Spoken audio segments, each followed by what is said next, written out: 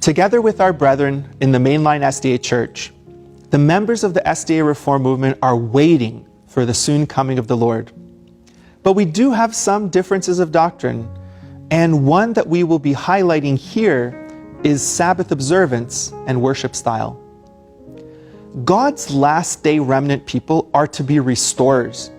In Isaiah chapter 58 and verse 12, it says, "And they that shall be of thee shall build the old waste places. Thou shalt raise up the foundations of many generations, and thou shalt be called the repairer of the breach, the restorer of paths to dwell in." In the time of the end, in Patriarchs and Prophets, page 678, it says, "Every divine institution is to be restored." What institution does Isaiah 58:12 refer to? Well, in Isaiah 58 verse 13 it says, "If thou turn away thy foot from the Sabbath, from doing thy pleasure on my holy day, and call the Sabbath a delight, the holy of the Lord honorable, and shalt honor him, not doing thine own ways, nor finding thine own pleasure, nor speaking thine own words."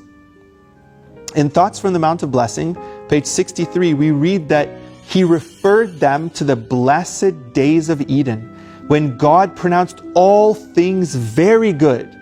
Then marriage and the Sabbath had their origin, twin institutions for the glory of God and the benefit of humanity. Proper Sabbath keeping is truly enjoying the rest offered by the Lord by fully setting aside the things of this world for the sacred hours of the Sabbath. In Volume 1 of the Spirit of Prophecy, starting on page 225, we read, "The Lord is no less particular now in regard to his Sabbath than when he gave the foregoing special directions to the children of Israel. He required them to bake that which they would bake, and seethe, that is, boil, that which they would seethe on the sixth day, preparatory to the rest of the Sabbath. Those who neglect to prepare for the Sabbath on the sixth day, and who cook food upon the Sabbath, violate the fourth commandment, and are transgressors of God's law. All who are really anxious to observe the Sabbath according to the commandment will not cook any food upon the Sabbath. They will, in the fear of that God who gave his law from Sinai, deny themselves and eat food prepared upon the sixth day, even if it is not so palatable.